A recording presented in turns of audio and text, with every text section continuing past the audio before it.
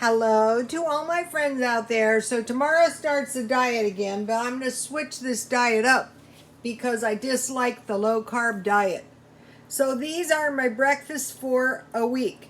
Bagel and cream cheese. So I would have each one of these 2 times a week or, once a week. The bagels, I got 4 bagels for $1 at 99 cents only, and I always have cream cheese.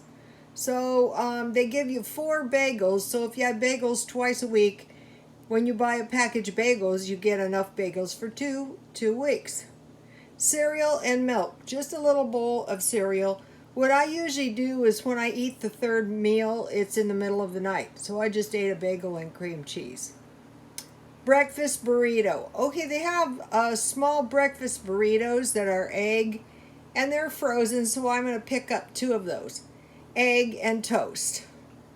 So I could eat, this is pretty good. If I come up with some more cheap breakfasts, I will let you know, and I would like to challenge you to come up with breakfast for a week. And if you will let my followers and I know something reasonable, not too fattening, not too restrictive. Okay, you guys, God bless you all.